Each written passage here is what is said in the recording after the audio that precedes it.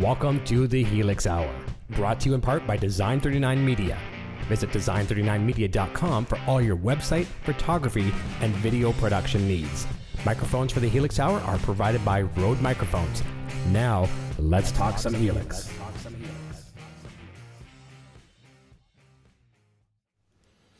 Hey everyone, happy Sunday to you all. Welcome to Season 2, Episode 3 of the Helix Hour. We are live. Thank you so much for joining in. And today we're joined by Line 6 sound design manager, Ben Adrian. Ben, how are you?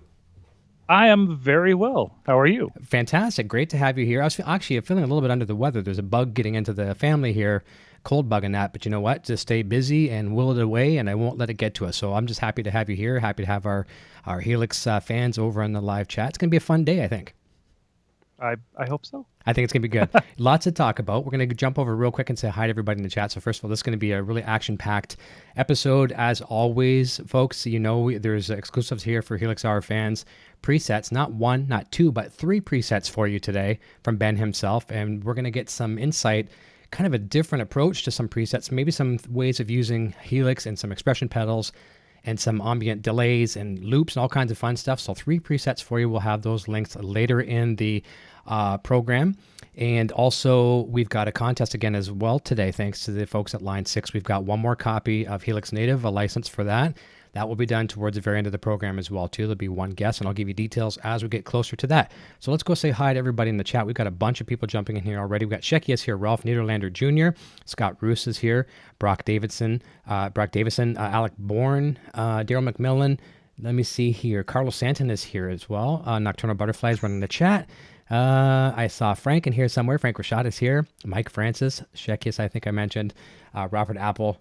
And there we go. So lots of people jumping in. I'm going to highlight down at where Scott left. Oh, actually, we have Emilio Torrigani. Greetings from Italy. Thank you very, very much for jumping in from Italy. This is great. We got a full house. That's nice to have you. So let's start off a little bit. Just for some people, I mean, a lot of people in the Line 6 community know your name very, very well.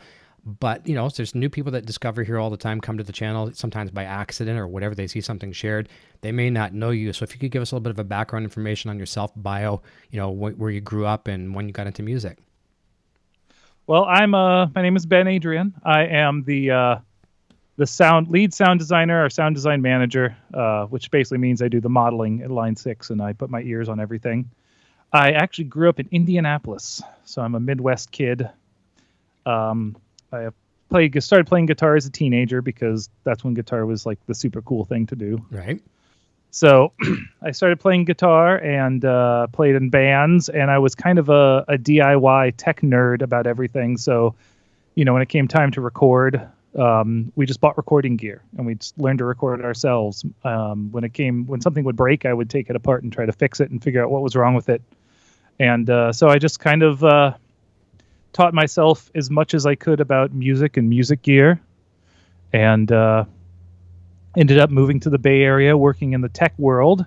And the first tech bubble, got laid off numerous times, so I ended up in a recording studio working as a professional mastering engineer. But I also did amp repair for extra money, stuff like that. And then ended up moving down to Los Angeles when I re-met my amazing wife, who I knew in high school, and she lived down here. So I moved down here when I found the job at Line 6, and for 7 years now I've been doing cool modeling and playing music and living an awesome life. That sounds fantastic. That's a great story. And that's kind of leading right into the next question I had for you. I was going to ask you, how did you, just cross paths with Line 6? Obviously in the tech world, people know people, but how did you end up, at their doorstep and, being there for several years and celebrating an anniversary recently? Well, originally when I moved down here, like I said, I did amp repair, I did audio mastering. I used to build my own effects pedals as well. And I was going to move down here and give it another shot, where I was like, okay, I'm going to try to do all of this for real. Mm-hmm. But I also knew there was a ton of guitar companies down here. There's just, they're 60% or more of guitar companies are within the LA area. So I just started looking around. And I know there's the question coming up, but I had a Line 6 M9, and I looked on their webpage because I needed the manual, and I saw, jobs. And I looked at the job, and I saw this job. It's like, hey, we're looking for someone who's an audio engineer. We're looking for someone who can repair tube amps. We're looking for someone who can read schematics. Everything in their list that they had was like what I'd been doing for the last 20 years of my life. Oh, fantastic. And I was just like, but it was like all things I did for fun, when between hours of my day job, or I'd maybe had a job for a while. But so, yeah. And so I applied for this job. And I didn't hear anything. I didn't hear anything for like 2 or 3 months, but the job never left the website. So I'm like, wow. What is going on here? Yeah. Finally, I got a call and they're like, hey, are you still looking for a job? I'm like, hell yeah, I'm looking for a job. So I went down and I had an interview, and like within a week, they're like, oh yeah, no, we think you'd be awesome at this. So it just worked out perfectly. And then I didn't have to enter the scary world of self-employment in the United States. Well, that's a fantastic story. That would be scary though too, when you send in a resume, whatever, and it's no call, and that's still on the website. It's like, oh man, they didn't like me. You know what I mean? Or whatever, right? Yeah. They said they were just about to release something. I forget what it was. I think it was when like DT25 came out, and they were just swamped with work. So they couldn't actually, they had no overhead to even look at people for this job they were trying to fill. So when I went in for my interview, I got to see DT25 before it had been released to the public. I go, oh, that's awesome. That's cool. It's small. It does all the sounds. It's great. I've been finding that more and more with each of the, your fellow colleague staff members I've had on the show here. It seems like a lot of them, most of them for that matter, were Line 6 customers before they were an employee. And I think that has a lot to do with, like first of all, product knowledge, and the fact that everyone wants to jump in and help people. So you mentioned, kind of alluded a little bit, you had a couple Line 6 products. You were probably a Line 6 user for quite some time. Oh, yeah. I got the DL4 as a Christmas present in 1999, right when it came out. So I had the DL4 for a long time, and then I started getting pods to record demos and stuff in the early 2000s, and then when I always used the DL4 in my band, and then when the M9 came out, I replaced the DL4 with that, and yeah, so it was just like I think it was actually helped out when I came in. I could talk about, and since I'm a gear nerd, I had gone through those products like super in depth. So I went in there and I was already like kind of speaking their language. It was a happy coincidence. Yeah, that's really good. Talk the language and lingo and have a little bit of hit the ground running. In other words, with product knowledge, and if someone asks questions, how do I get in and do this? You already have the answers. So that's pretty cool. Yeah, it was good. And I got to bring all the pedals I'd built. I'm like, here's what I've been doing. It's like, here's all this stuff I made. And nice. I think that made a good impression as well. I think so. Well, obviously you've done something right, because you've been there for quite some time now. A lot of days, these days, I should say, job security is getting further and fewer between. And you've been there celebrating a seventh anniversary. Is that right? Yeah, it's going to be 7 years, like later this month sometime. Okay, so there you go. Awesome. Well, we'll look forward to mentioning that on social media and giving you congratulations on that. But that's fantastic. 7 years in an environment like that. It's awesome. I want to jump back to before we go to my next question, a couple of questions over here. Actually, there's a few other people I'll say hi to as well, too, I might have missed. Troy King is here. David Ennis is here. Tazmax 2002. Alec Bourne, I might have mentioned him already. So Emilio has a question from Italy. He says, is it possible your band was on Deep Elm Records? Oh, I think so. Okay. It might have been Replicator. Okay. I was in a band called Replicator. We might have been on a compilation. That label sounds familiar. Okay. But like every one of my bands has been associated with some very small record label. But yeah, I'm pretty sure, or was it Saraswati? Anyway, maybe one of my bands. I think so. That sounds very familiar. I usually don't deal with the business sides of my bands. It's hard to say business when you make zero money and you put all your money into it. But so it's I'm pretty sure we released something. I think it was on a compilation. That's right. Well, even in the real business world, taking music outside of it, in business world, a lot of businesses aren't making a ton of money either. It's the cost of operations. You don't see profit for so long, but I know what you mean. Sometimes you get involved in the business side of music. It takes the fun out of it. And you just like to focus on the creative side. But if you don't focus on the business side, sometimes, you're spinning your wheels, right?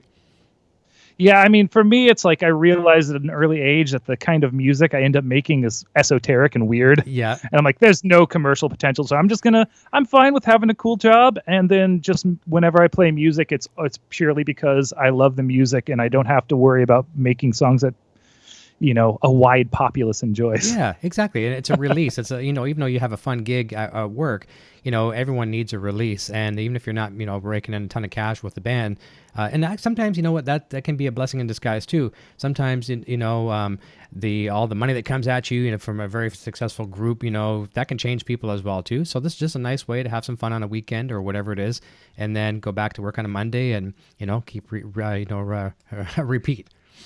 Yeah, there's a tech side and a creative side, and they kind of, even though I work with the gear that I use, they're pretty separated in my brain. So it's nice that way. It works out well. Fantastic. Brock Davison says, I want Ben's shirt 100%. So I see I'm just I'm an analog boy in a digital world. I said this once out loud, and my lovely and amazing wife, Claudia, wrote it down. And then the next Valentine's Day, I had this shirt show up, and it was amazing. I like it. That's really cool. That's a lot of us really at heart. Just like last week too, JB Eckel on the show. I thought that this guy's got to be the most analog guy, at least looking at him and looking at his backstory and stuff like that. And then you see how much he's gravitated and embraced the digital world. It's really, really cool. There's more of us out there than we probably realize. Oh yeah, no, it's a everyone has to find a new way to work. And if, we'd all love to have a room where we can crank up our vintage amps and stuff, but real estate is expensive and noise gets the cops over. So that's right. We do what we can in any way we can. So that's right. And it's been a blessing for many of us, and even for the ones that can crank the amps and no worries of the police coming over. We're seeing a lot of people, I just happen to prefer using this at the moment. So that's pretty cool. Over to the chat there as well too. Island Sound says, I can't afford one yet, but I'd like to get my hands on a Helix to replace my old Zoom unit. Yeah, keep saving. Watch for some of these places like, the various, Sweetwaters and things like that. Sometimes they have financing and things like that, no payments for so many months, stuff like that. So watch for the deals, and be patient. You'll find the best deal when you're not looking for it. Honestly, it'll jump up and bite you. Jason Sedites is here in the house. He says, hey, Brock. Oh, hey. Nice to have you. And we're going to be talking about something he's covered a lot, something that you've had a lot to do with throughout the show here as well, too. Jason's been working with that. Scott Roos says, Joe Walsh quote on the shirt. And now it's kind of your own, isn't it? Yeah, like you said. I'm sure many people have said something similar to that. I heard it and said something similar, and my wife heard me. But it's a very common sentiment, like you said, alluded to. That's right. Let me see here. David N says, doing great. Hope you're okay. He's speaking to other in the chat here. Troy King says, amp modeling has come a long way over the past 15 years. I agree with that 100%. And this would be a good thing to ask you. You're deeply rooted and invested in it at work. I think we're at a good place. I mean, who knows what's coming down the road with modeling from your company and various other companies. But I think we're going to take all the competition across the board. I think we're all in a very good place right now. Yes, I would agree. It's, the DSP power is finally getting there where you can actually create virtual circuits that are very similar to actual amplifier circuits. Whereas, 15 years ago, the circuits were just, maybe one distortion stage with some EQ, and you got kind of a cartoony version of the amp, I would say. Yeah. But now the, I think we'll talk about it more in a bit, but now the modeling process is much more analogous to what's actually happening in a real amplifier. That's right. And not only the power being there to handle it, but headroom as well, too. I mean, most of us, for the most part, are not maxing out our DSP. And if we are, in a lot of cases, maybe we could be doing something wrong. We need to kind of relook at how we're doing things. But it's nice to have that headroom that would, before you couldn't even do it, let alone have headroom. Yeah. I mean, it's, I kind of came in at an interesting point where they had already done the Pod HD 500, and when I started modeling, my first models were going to be for the HD 500, but they're like, well, we might be doing something else, so just don't worry about DSP and we'll pare it down. So I kind of got left alone and was able to come up with me and another guy named Matt, who unfortunately no longer works at Line 6. He's an awesome guy, Matt Stabile. Mm-hmm. We kind of reinvented kind of the procedure for modeling for what became Helix, and it was like we kind of did it without even thinking about DSP limitations. Right. And it went out. Apparently it's gone really well because, the Helix has been doing awesomely and everyone seems to like it for the most part. For sure. Very well accepted. Here's a nice compliment for you. This is from Shekias. He's a longtime watcher. Viewer says, Ben, I got to thank you. Your work in modeling has made my job playing in my cover band so easy. Sound and feels amazing. I can't live without my Helix LT. Excellent. Well, thank you very much. That's coming from That's someone great. right in the field. That's awesome. So that's got to be that's good. Terry's GG&G is here. Says, yes, I made it. Let me see here. Bobby Clipper says, hi, Eric and Nocturnal Butterfly, and all nice to see Brock in the house. We have Ben's website link here as well, too, which you can find a few different various offshoots from his website there as well, too. All of that is very outdated, but it's still up. I leave it up as a historical artifact, but I really don't update my personal websites much since I got the job at Line 6. It's hard. I'm a web developer by trade as well too, and I find obviously my properties tend to be the last. Like the car, you're a mechanic, right? And your car, you got a bad transmission, but you're fixing everybody else's car, so I can sympathize 100% with you. Yeah, my amps are like that. I have this nice vintage Fender amp I keep at work, and I play it every so often. But the normal channel, I just pulled the tube because it wasn't like, okay, normal channel's weird. I'll get around to fixing it. But yeah, I work on amps. I get things working, but my own amps are always like, I hit it on the side a little bit, then we'll work in a bit. Yeah, that's right. So. That happens. It's time. We just don't have it. Let me see, where did I leave off? So Emilio said, my band at the time, Settlefish, was on Deep Elm Records. We toured USA 2 times. Well, that's fantastic. Congratulations, Emilio. Nice to see you touring over here in North America. Not a ton of money. Yeah, there's not a lot of ton of money in music unless you're very, very successful. And these days, it's even harder because it's all been done before, and just people aren't coming to live shows. They watch the YouTube video the day after, and it's a double-edged sword, catch-22 these days with music, but very cool that you had some success with it. Mark Perlow is here saying hi all. Troy King says here, okay, this is cool. This probably leads into Troy, I'm gonna preface your question here by saying we're gonna talk about Ben's role here in a second, and a lot of us think, okay, we buy the Helix and we get, it's nice that we get all these free downloads all the time, or firmware upgrades and things like that. So we're getting treats after treat after treat without having to pay more for these things. But I think a lot of us don't really have a concept of, the sound design, your job. So kind of tell us what your role is. And kind of I'll mention Troy's question. He says, how do you go about capturing the amp model frequencies to make sound the way it does? Do you use the actual amp to nab the frequency, or is it all programmed? So you take that away. It's kind of a double-edged question. There's that, and then what does your role per se encompass? So as being kind of in the head of the sound design department, what it means is I oversee all of the modeling, which is just me and another guy named Sam, who is awesome as well, Sam Huang. But we are doing all the modeling for the most. Yeah, all the modeling recently.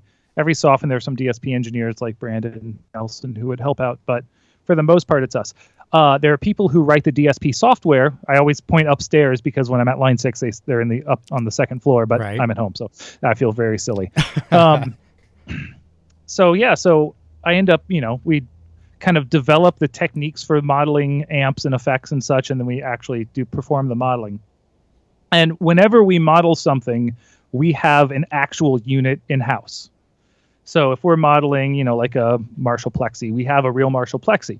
And the model is of that specific Marshall Plexi because, as you know, they all sound a little different. Mm-hmm. So sometimes we've had issues where people plug into like an amp that this AC30 doesn't sound like my AC30. I'm like, no, it sounds exactly like our AC30, which sounds different than every other AC30. They're all kind of unique creatures.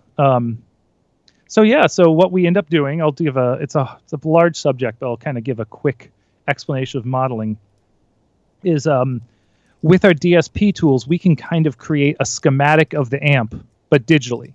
And when we capture something, it might be like we can actually clip on inside of the real amp, and we'll play guitar and we'll send test signals through the amp. And we'll capture, like we might capture after the first gain stage, and you'll hear the gain of the tube.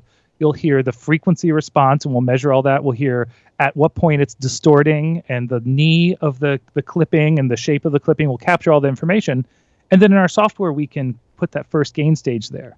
And then we can listen to just what's happening at that first gain stage, and using things that are very similar to audio plugins that are written by our DSP engineers. We have a tube simulator, and I can configure that so it distorts in the exact way. I can do pre-filtering, which is the kind of EQ before the distortion. I can do post-filtering, which is how the EQ is affected after the distortion. And that's just the first gain stage of the amp. And then I'll move on to usually the drive knob or the volume knob is next, and we'll put it in multiple positions. And that the frequency changes depending on what position the volume knob is at. So we'll not only will the drive knob in Helix map to the actual volume, it'll actually map to a EQ filter that changes as it goes along. Okay. So every amp has probably 20 to 30 points where we collect information, and then we match it slowly going through. So the actual amp models or distortion pedal models or even like tape echo models, the signal flows through the model totally analogously, I use that word a lot, to what's happening in the real amp. So when you have an amp's distortion, you're actually having, the first gain stage distorts a little, the second gain stage distorts a little, the third gain stage distorts a little, the phase inverter distorts a little, the power tubes distort a little, and it makes one whole sound. All of those distortions are happening within the models. So, we try to make the models behave as close as we can to their physical real world counterparts. That's a fantastic process. I mean, obviously, we just think it's like we take a snapshot and you have a sample of an amplifier, but there's a lot. Just like when you say where you put the volume, just like us with an effects block, we throw something in a block or, before or after the amp. I mean, it's so much difference, right? But we're talking right from the creation point. So that's pretty cool.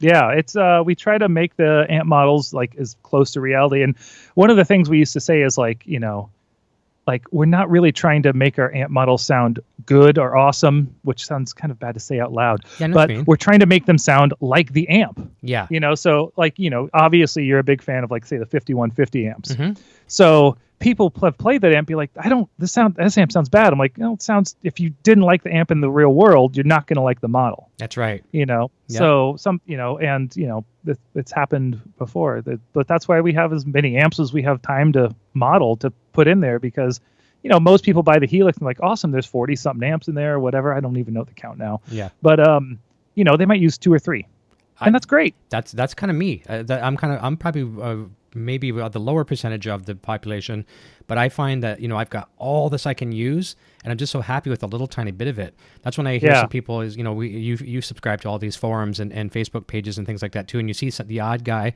that's out there and, I'm running out of DSP all the time. It's like, how, I mean, really, how are you running out? How are you doing it? And maybe you should reevaluate what you're doing.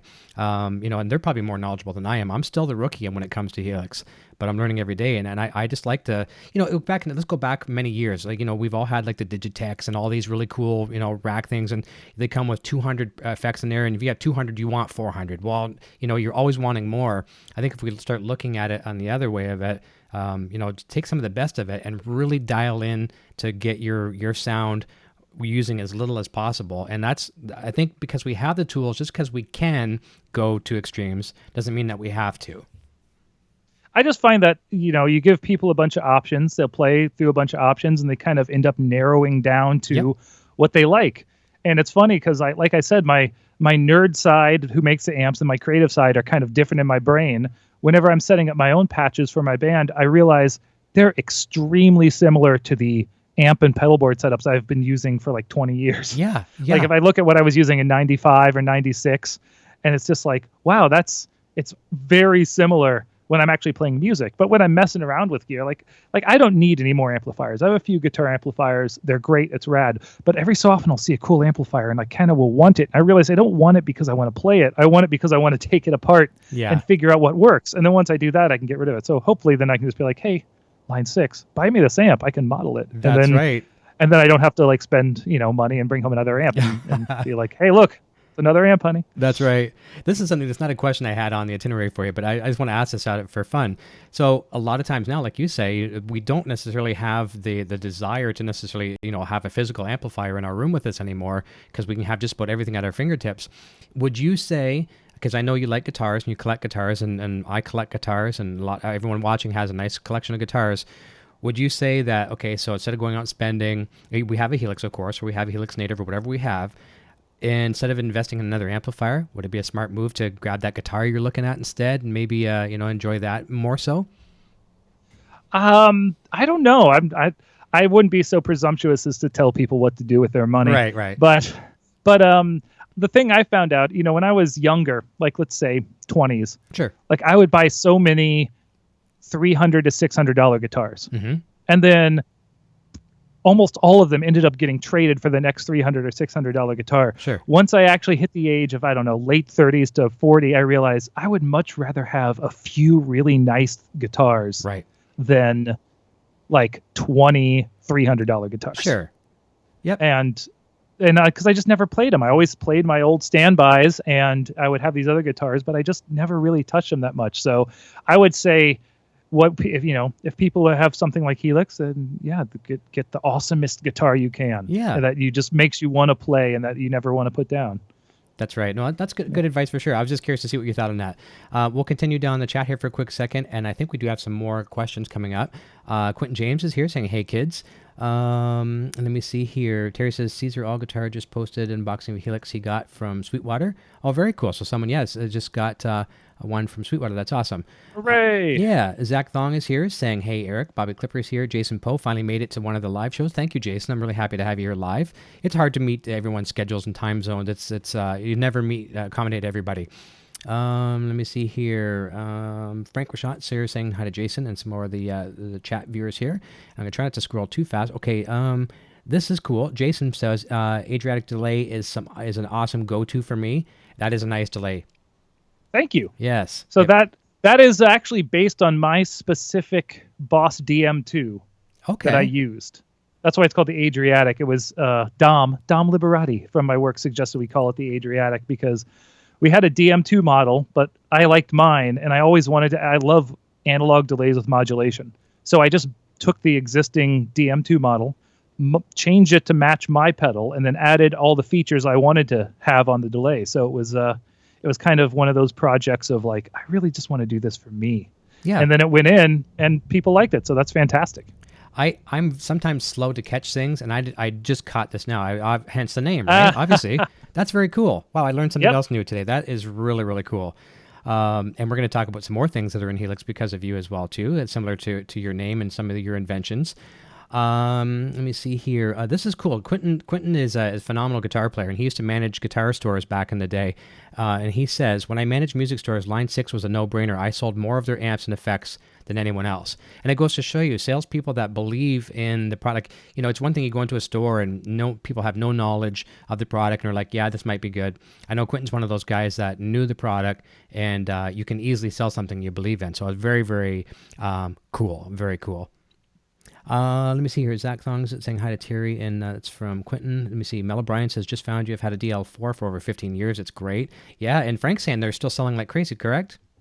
Yeah, it's one of those like legacy products that I think people started using, and then they might sell it, and they're like, oh, I missed that pedal, and they just buy it again. People want to buy the DL4, and we try to tell them, hey, in the M9 and Helix now and everything, it's like we have a lot of the same delay algorithms, or they're even better. They're more accurate and they're better now. And people are like, yeah, but I just like my DL4. So that's right. They like it. That's awesome. There's nothing wrong with liking it. There's an artist here, that Junior, my son Eric Jr., he's a huge fan of the band Gorillaz from over in the UK, and they're doing doing phenomenal out there. And Jeff Wooten, the guitar player, I know he's got at least the DL4 on his board. He's got a massive board with a switching system, and I think he might have another Line 6 product on there as well, but we're going to be meeting them next month. We got VIP, and we're going to be doing some stuff backstage with him. I really want to find out if he's embraced Helix, or if he's looked at it, and if not, I'm going to put the Helix bug in his ear, because he could really bring that board down to a much more manageable thing, and have all the legacy effects like the DL4 that he loves. I'm going to definitely put the bug in his ear for sure. Let me see here. And Quentin says the Uber Metal pedal was like death in the box. We've also got the line6.com website address from Nocturnal Butterfly. Thank you. And Emilio says he has a technical question, and there's a question from Island Sounds as well too, so I'll get to that. So Emilio says, what's the difference between the cab block and IR block? Good, honest question.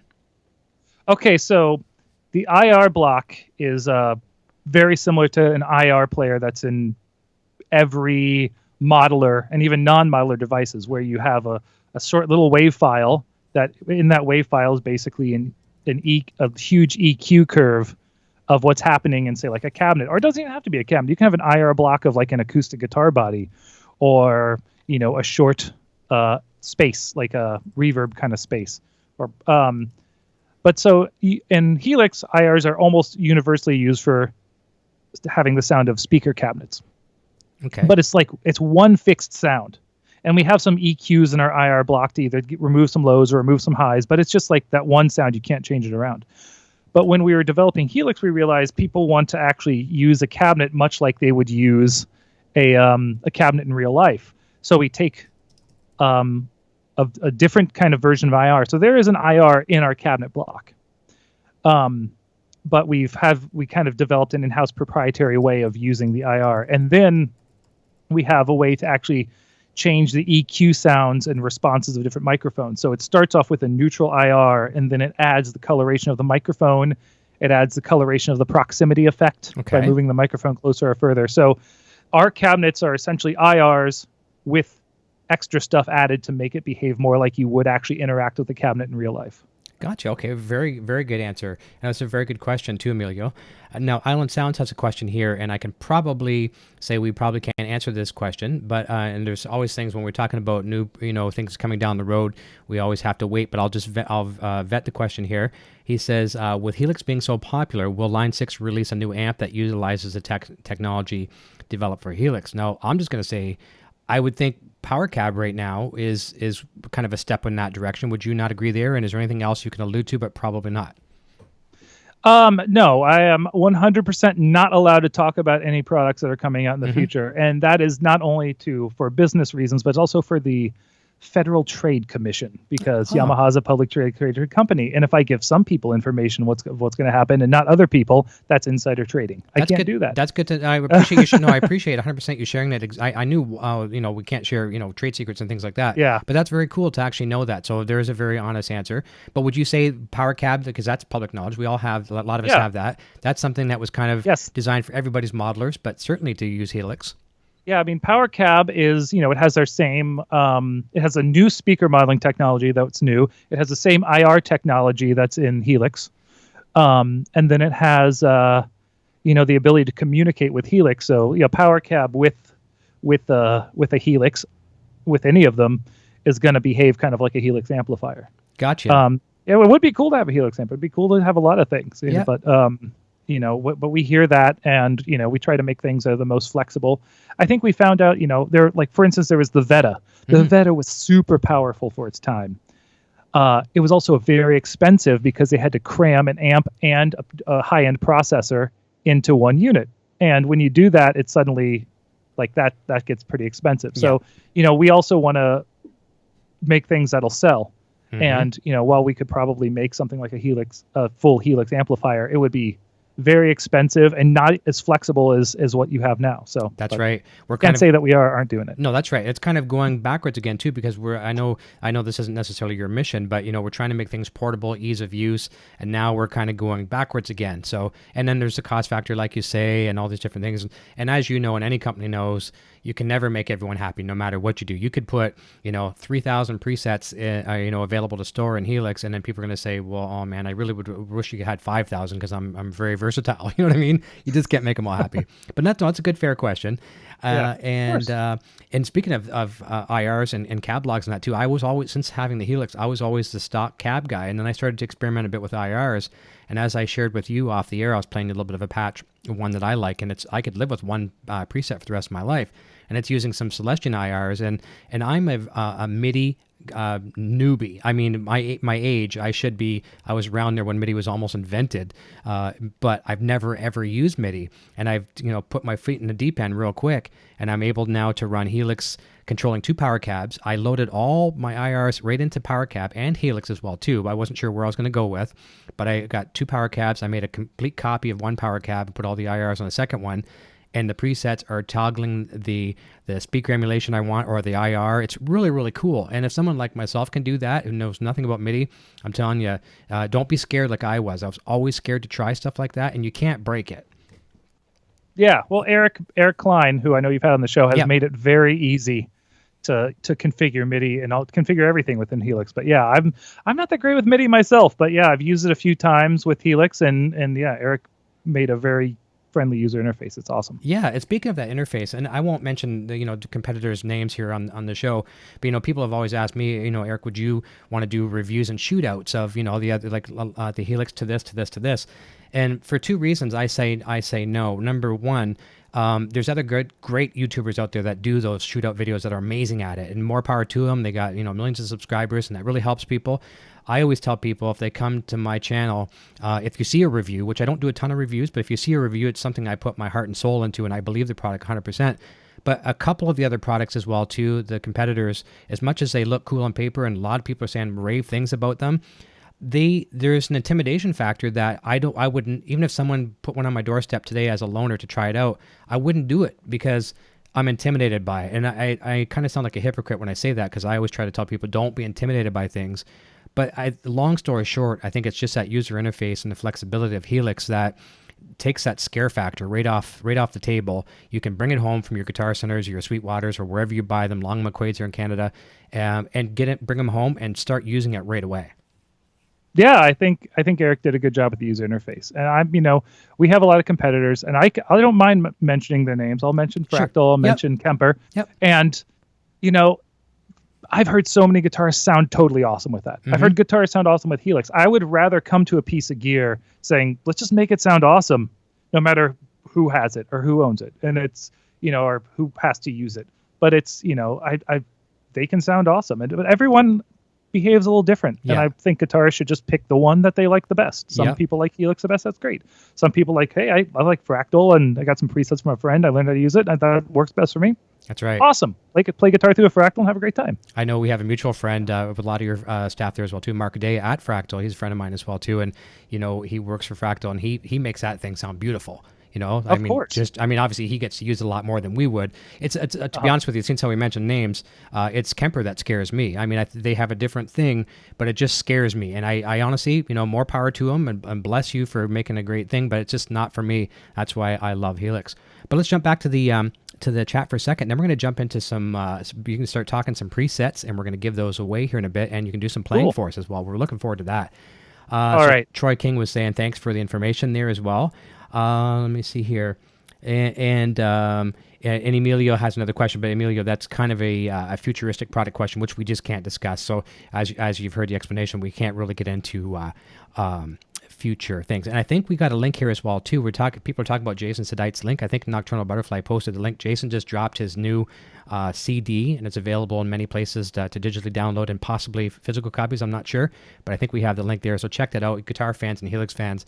It's definitely a good purchase that you will not regret. Let me see here. Robert Apple says my Helix is at line 6 for a very minor warranty repair. They made the procedure totally painless except for the Helix withdrawal. I can hardly wait to get it back. That's one thing I have to say. We're gonna get to that a little bit more. So we're talking about the customer service aspect of line 6. But it's just, I see this a lot. I see a lot of happy people. They're disappointed that they've lost their Helix for a brief moment, for some service, but they get it back so quick, and they're made to feel like your baby's coming home. And that's the way a lot of us look at our things. That's my baby. I don't want to give it up. So that's good. That's good to hear. So before we jump into the performance, I just want to ask you, what is one of the coolest parts of your job? I mean, obviously, you've been there going on 7 years. What would be one of the coolest things you could say that you love about your job? Oh, that's actually difficult. I know I had this question pre-prepared, and I should have come up with a real answer. It's okay. But I mean, it's really just, at first, the first coolest thing is I walked in and there was this huge collection of amps that had been, Line 6 has collected for years before I started working there. Mm-hmm. And since I came in as kind of the old tube amp repair guy, I was kind of like, this is my flock. I would go in, I would maintain them, I would keep them working well, and it just was so cool to know that I had these resources. And then, occasionally people come in. I've gotten to meet some really cool guitarists, people that I've either liked myself or I know are very cool, and I've just gotten to actually talk to them. And in almost every case, they're just super enthusiastic people who love gear.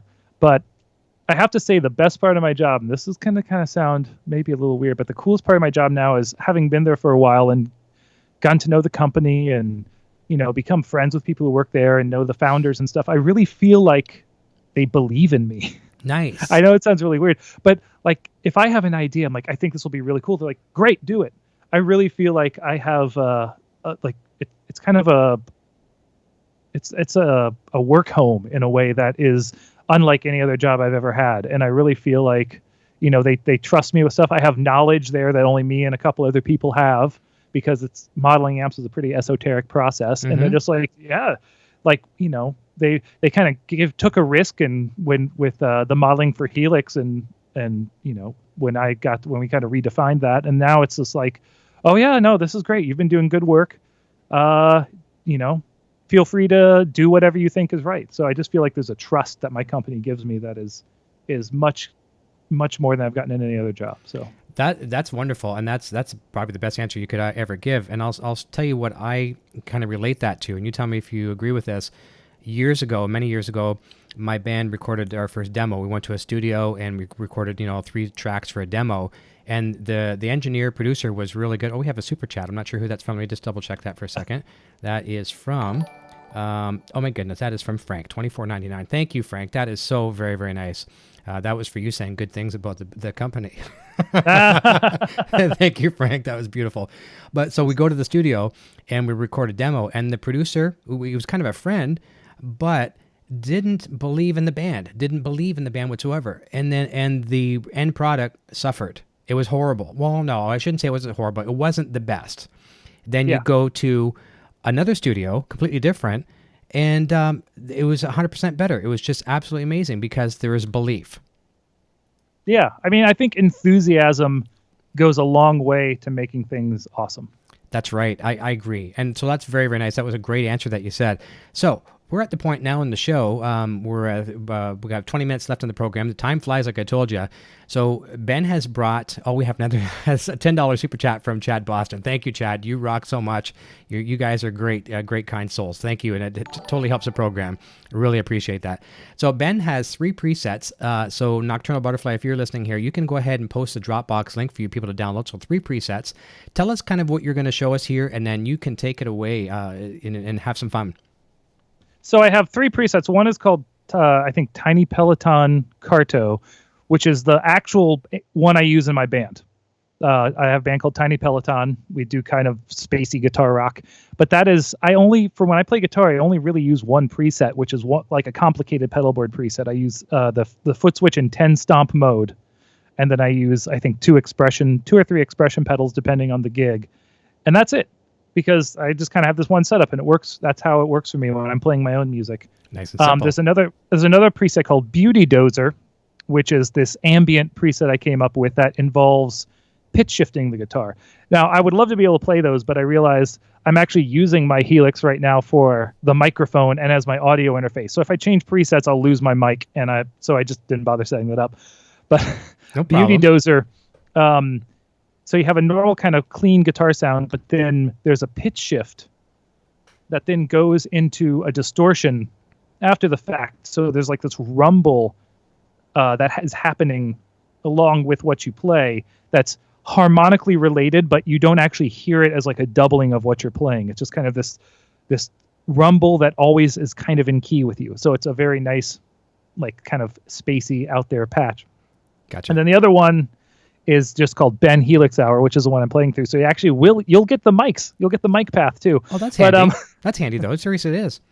Yeah, it's like a mixer. If you ever want to talk to someone over Skype and play guitar parts at the same time, it'll work for that. So this uses something that I was talking to you a little bit about before, which is a delay trick. And I figured this out before I even worked for Line 6, and I started using it.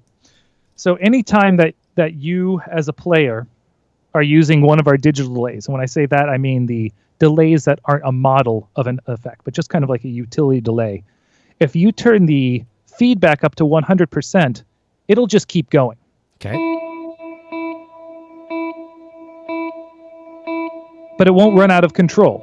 So you get this nice, it can almost be like a secondary looper. Gotcha. And I also, when I do that, I will assign the delay feedback to an expression pedal. So you can't see it because you don't see my feet, but I'm controlling that with my foot right now. And if you have the delay trails on, you can like play something like, and then you can turn the delay off, but the trails are still going. So you have the second looper, and then you can like say turn on an overdrive.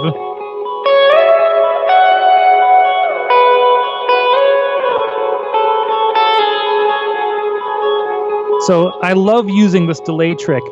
And whenever I'm playing, in my band, there might be a part where I hit a chord and the delay's on, and I know I'm not going to hit another chord and I might be singing, so I'll just kind of rock up the delay feedback and it'll kind of wash over a little more, and then I'll roll it back down real quick when I start playing the rest of the song. So one of my favorite tricks is, I have my delay going. Sorry, I'm looking downwards a lot here. That's okay. And I also, there's something else you can do with in the looper. You can assign the looper playback volume to an expression pedal as well. So I might do something like, I'll play solo guitar shows every so often. Do a little volume swell here.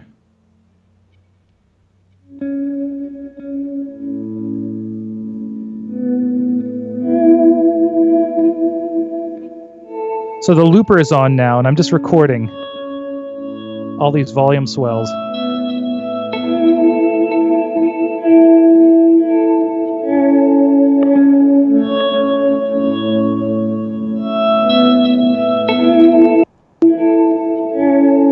Slight error there. So now, right, I have the loop. The loop is playing. It's not recording. Gotcha. And now you can see I can control it with my foot very nicely. So then I might come up with a secondary thing with a delay here.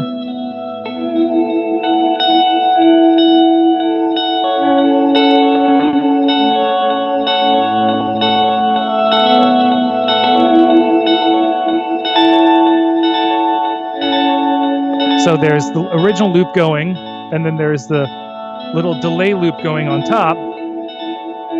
And then I might do something like I have a volume pedal in the signal path and a fuzz, so I can maybe bring up and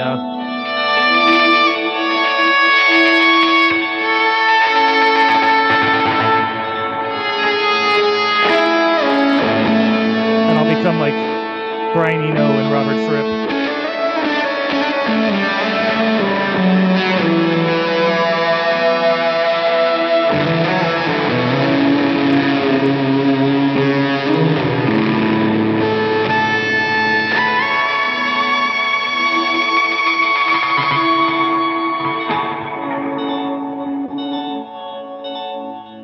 But it's a pretty simple setup where it's just, a delay, a reverb for a space, fuzz, and then a volume. But with those things, I can create like entire worlds of sound.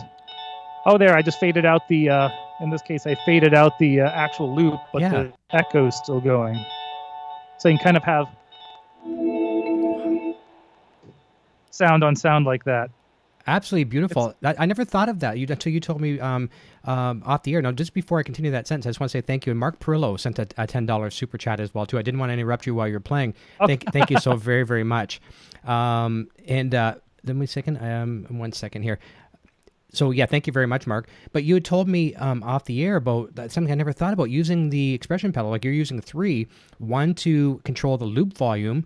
If it's and see, I always have a problem with that. I'm a rookie when it comes to the volume and on looping. So now you can control that. You're not loud enough, bring it up, bring it back more. Or you say sometimes if you got the delay echo that you just had there, instead of doing that on stage, all of a sudden, stop, and then everyone's like, whoa, that was an abrupt thing. You can fade out the delay just like you're fading out a song.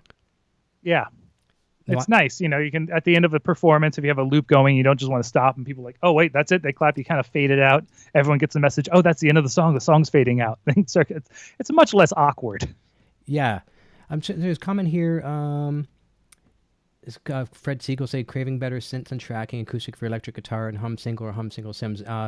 Any word on these things coming? So there again, too, Fred. It's something that we can't necessarily address, but as we've seen from update to update to update, there's always good things coming. So my kind of common stock answer I give people is just hang in there for next updates. And, not that I don't have any information, but I do believe that every update has something really, really good. So hang in there for sure. So I think we probably have the link. She's probably posted it. Nocturnal Butterfly, if you haven't, post that link to download. She did. She's better than I am. She's faster than I am. So we got the download link. So you have 3 presets. And I'm trying to think, one of my friends the other day on the Facebook group and Chad's group, I don't even know who it was offhand, but doesn't matter who it was because this is a common thing. Someone using a preset just like what you've used here today, you'd be surprised how valuable that preset is, having a microphone. Sometimes you might be the sole man or woman out there entertaining. You can run a microphone through there. You can run your guitar through it, and possibly even through a loop. You can have some MP3 player or something like that to play some background music when you're off the stage. You could be the DJ that night too. So, yeah, I had a very I would say moment where when we were talking about this, I'm like, okay, so let's see, I'll have to get a mixer, and then I'll plug the Helix in, and then I'll have to get an audio in. And I'm like, wait, I can just do that all in Helix. I should have known that. I was there when they designed that. Why didn't?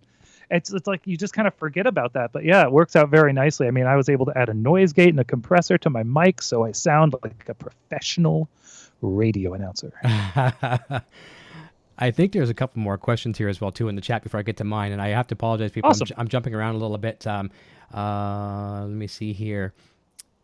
John Hager says went down the IR rabbit hole for a little bit yesterday and ended up back in stock cabs. I don't need any more distractions. That's one thing I will say as well too. I agree with you. The fact that you can spend forever trying all these IRs. You're better off to start with a cab. And if a friend really recommends a certain IR and says that's the one you get, well, that's a possibility. It saves you a little bit of time wasted. And we have a comment here from Newcomer as well, too. I'm going to go backwards from the chat and probably catch up. So I'll probably find that. Johnny the Guitarist is here as well, too.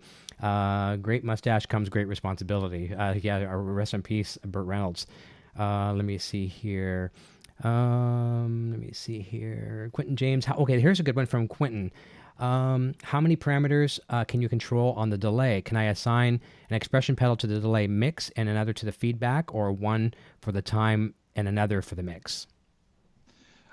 You can control any parameter in Helix with an expression pedal, and you can control multiples with one. So you could say, like, have maybe you want to make the time longer and the mix wetter at this, but maybe bring, I don't know, the feedback down. You could do that with one motion, or you can assign them all to separate expression pedals.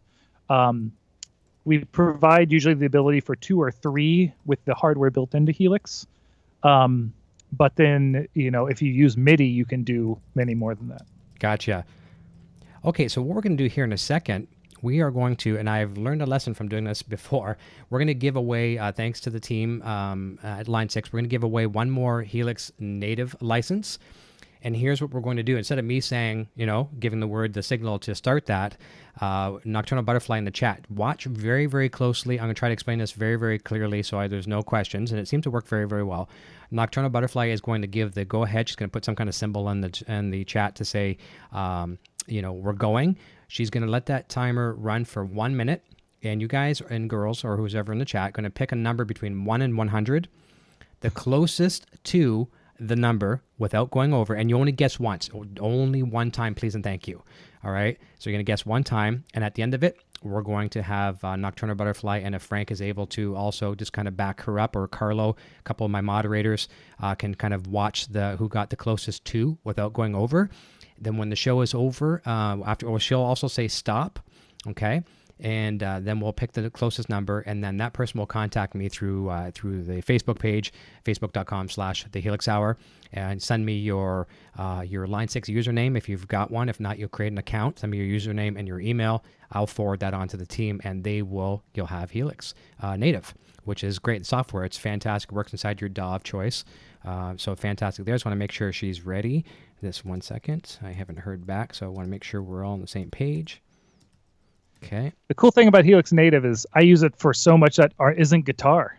Okay. I was just doing a mix for my band. I put it all over the voice. I use it for drum reverb. It's super handy. I didn't think I would, but man, it's all over my album. I know, and you can open up so many instances of it too, to even on a computer that's not necessarily a powerhouse. It doesn't really take a lot of, at least I found, like my Mac is fairly powerful, but I've had multiple instances open and not even a hiccup. Yeah, it only uses as much DSP as you put into it. So, if you're just using it for one effect, it's only going to use the amount of DSP that one effect takes up. So. That's right. So I want to apologize to some of the people in the chat. I didn't get a chance to say hi and answer and ask a lot of your questions, but Ben is going to have a wide open invitation to come back here. So if we've missed anything today, we will certainly have him back in the early part of 2019 for sure. I know there were some great comments there as well, too. Some people really enjoying the show so far. So thank you so very, very much. And the seasons of it. It's nice. We're in season 2, which is kind of crazy, hard to believe. So everybody in the chat, get ready. I am going to tell Nocturnal Butterfly when to go. And here again, we're going to have you pick a number between 1 and 100. One guess only. And when she says start, you go. When she says stop, you go. And I won't be able to take anyone's after she gives a stop. So I'm going to tell her when to go. And you watch for her signal in the chat, okay? One guess per person, between 1 and 100, closest to without going over. So good luck, everybody. She will give you the signal. Wait for her signal. All right? There she goes. All right, good luck, everybody. So this is the fun part. There we go. They're starting already. All right. Chad Boston guess a number, but he says he won't participate. All right, numbers are coming in good. And then we're going to jump over to a screen. We're going to use a random draw over on good old Google, and we'll see who comes closest. This was a lot of fun having here today. I was really, I knew this was going to be fun. Really knew it was. And people, this is cool. Getting to talk to the man that's putting these sounds, one of the men that puts the sounds in Helix, and the fact that they get some presets of yours as well, too. Phenomenal. So everyone pay attention closely to when she says stop. Numbers are coming in great. And if there's a tie, we'll have to do a tie break on that between the people that do tie. They're coming through. Lots of guesses. Got over 50 some odd people watching right now. It's really, really nice. Thank you so much. Great way to spend a Sunday afternoon with great people. Hey, no, you got a soundtrack going. Guess the number. All right, there we go. That's it. That's it. Oh, Quentin James, you got in just past. Okay. All right. So here we go. Let's jump over to the thing here. All right. All right. So we need to put 100 in here. Hang on. Here we go. Are you ready? 1 to 100. Generate. The number is 18. Okay. Ooh, that's low. That is low, and I see someone with an 18 already. But I'm going to remove myself from any confirmation. So I'm going to leave that up to Nocturnal Butterfly and Frank. And if one of my other moderators wants to chime in with them as well too, because I don't want to say the wrong answer, but I'm seeing one that looks like it's right. And we'll see what happens there. No, William May. Sorry, no. Yeah, sorry, Quentin. But I think you were high anyways, Quentin. I think you were. Yeah. And thank you for the comment there, Quentin James, too, as well. Great show. I appreciate that. I find this is one of the easiest ways to do the giveaway. Chad was doing this on his show as well, too. It seems to work really, really well. You can always do random comments and things like that, but this makes it a little bit easier. Let me see here. All right, so Bill Rand, is that correct? If she's saying Bill Rand. All right, so there we go. Let's go jump back to our other screen. Bill Rand is the winner. So, that's fantastic. Congratulations. All right, so there we have the confirmation. I'll say thank you. All right, see, Nocturnal Butterfly runs a sharp chat. So, Bill, like I said, go to the Facebook page, facebook.com/The Helix Hour. Just send me a message there with you. Set up a username. If you don't have a Line 6 account, really easy, line6.com. Create an account. Give me your username and your email address, and I will forward that off to the team. And you're going to have Helix Native. You're going to really, really enjoy it. We are just about 2 minutes away from the hour, and this I'd feel very horrible if I didn't ask you this. And so we'll go a couple minutes past if we have to. So me, again, being the novice Helix guy, I keep saying that. One of these days I'm going to stop saying that, but for now I'm still the newbie. This Cartographer, everyone's talking about this amplifier, and then I, research. Your name keeps popping up. I'm like, okay, 2 and 2. What is the Cartographer? And if I'm not pronouncing it right, tell us your involvement with that. Okay, so I am in a band called Cartographer. Now, to be fair, this band plays about one show a year, and the other two members live in the Oakland and San Francisco area. It was a band I had before I moved down for my Line 6 job. And in this band, I use an amp. It's actually a trainer amplifier. Our wonderful friends from Canada. Yeah. The amazing, underrated trainer amplifiers. And let's not tell anyone how awesome they are. Let's just form a pact now. Trainers are terrible amplifiers. They suck. Sell them all. We don't want them. And then we'll just buy them all and keep them because they're awesome. So I got this trainer amplifier, and it had been taken apart and modded, and it was just destroyed.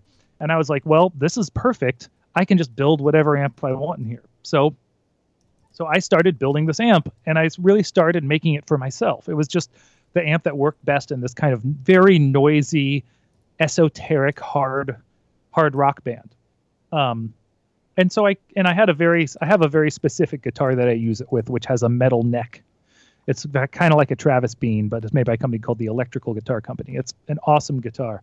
But it has a very distinctive sound. So I got this trainer amplifier. It's the one that's in the picture that you're using to promote the thing. And I started modifying it. I changed the power amp around. I totally redid the preamp. I kind of based it a little bit on the circuit that's there, but cascaded the gain stages, and I would just add things, but to make it sound good for me.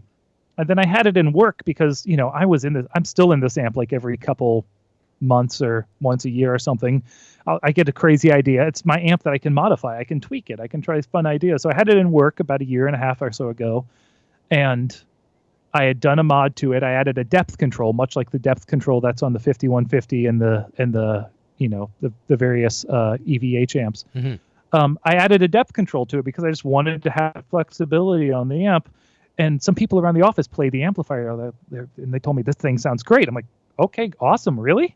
I know it sounds great for me, and it sounds great for my weird guitar and in my strange band, but awesome. And then a couple people like, you should model this. So I talked to Eric Klein, who's kind of the product owner, and he's like, yeah, if you want to do it, the amp sounds cool, do it. So I took the time and I modeled my own amplifier, and I put it in expecting it to be like, okay, here's a funny thing, because sometimes we add an effect or an amp and it's kind of like people are like, oh, that's pretty neat, and that just kind of goes away. But people really liked it, and I was almost embarrassed in a way where it was kind of like I felt awesome because people liked it, but at the same time it's like I just kind of made it for me, and I wasn't doing it as an attention grab or anything, but it turned out great, and I'm so stoked, and it makes me feel awesome because here's something that I kind of designed based on this growing out of this old trainer, which kind of grew out of Marshall, which so it's a super hot rodded, very specifically voiced Marshall that works well for a lot of things.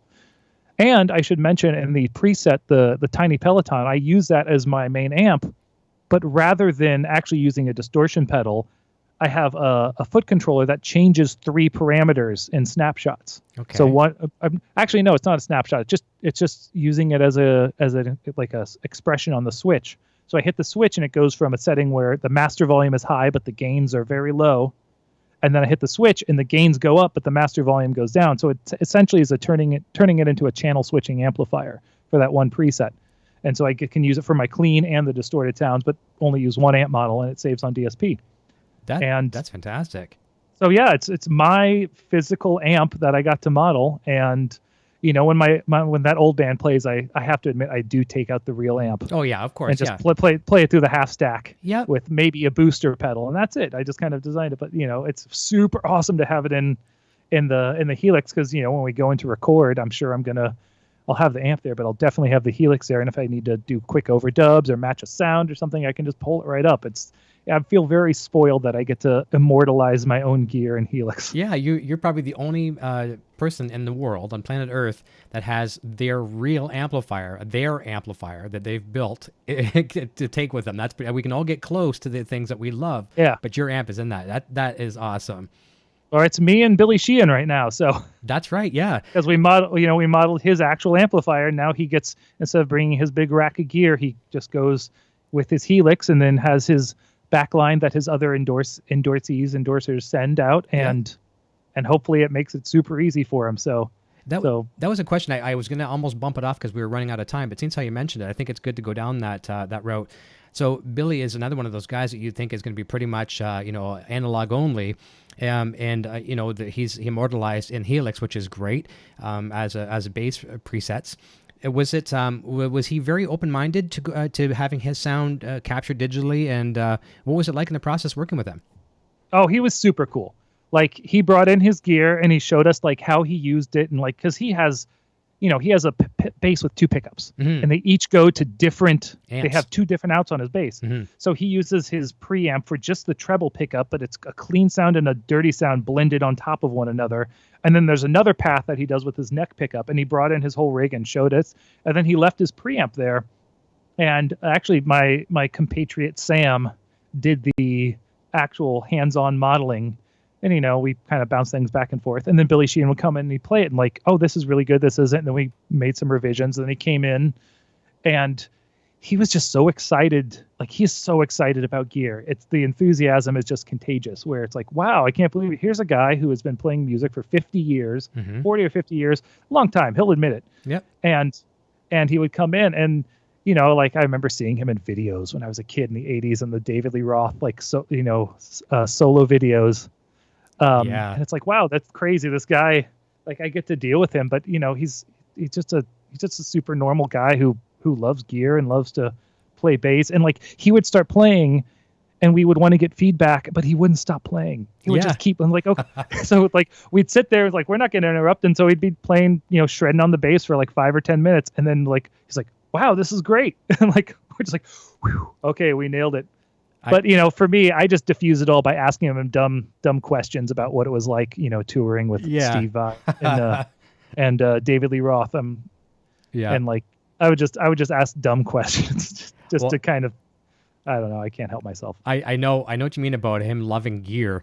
Like when he was on the show twice. He was on my EVH show once, and then he come over to Helix, and he's like, "When do you want me back?" I'm like, "This is awesome." You can tell he's just passionate about it, and he could talk about gear. Now, of course, he played too, but he would be happy just talking about gear all night long. So that's awesome. Before we jump off, I just want to give another nod as well to the Cartographer. 2 nods. Robert Apple says, great Cartographer story. Thanks for sharing.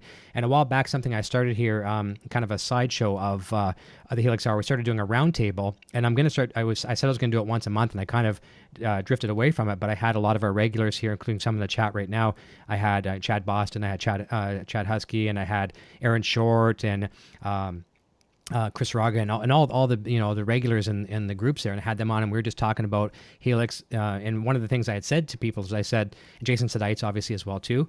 Hope I'm not forgetting anybody, but the general the big wigs in the groups were all with us on this hangout, and we are saying, everyone kind of tell us what is an amp that you might have been necessarily.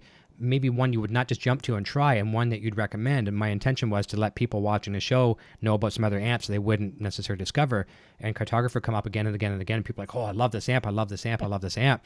So here again, let's use that analogy. If that's an amp that you haven't tried yet, dig into it. Have some fun. And of course, if it's in a preset somewhere, don't necessarily judge it on the preset. I don't even know if it is in a preset. Probably is.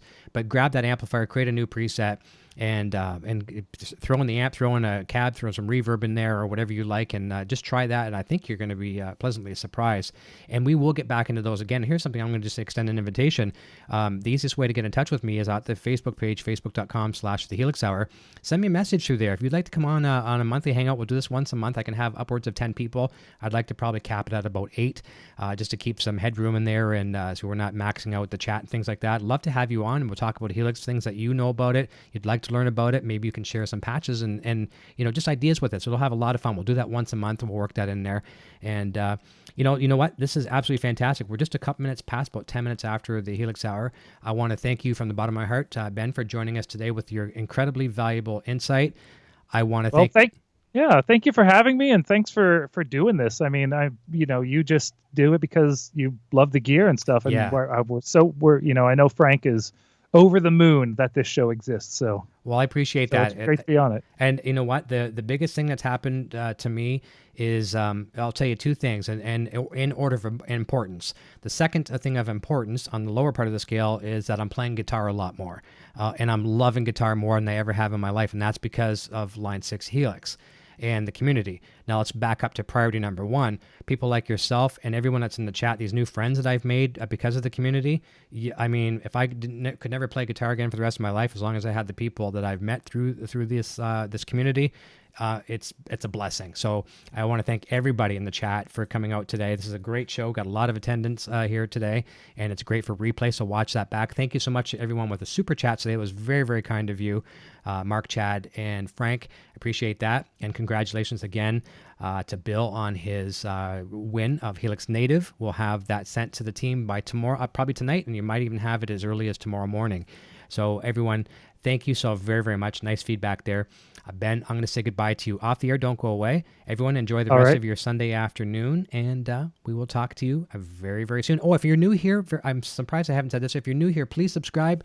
I will work just as hard to keep you as a subscriber as I did to get you. That'd be really, really nice. Some people turn on your post notifications. You could be subscribed, and you might not get notifications. Just go to my channel. Make sure that bell is hit, because even with that bell being hit, sometimes you don't get the notifications. Just make sure, because I do a lot of sporadic things, and you want to make sure you never miss. So everyone, do we get to do the thing where you like click here? Yes, click exactly. Here to join. Yeah, I don't even know where that is, so I'm not even going to do it. Just look for that bell and hit the subscribe. That'll be fantastic. But you do have an open invitation to come back, and Frank says, fantastic job, King. Have a great end of the weekend.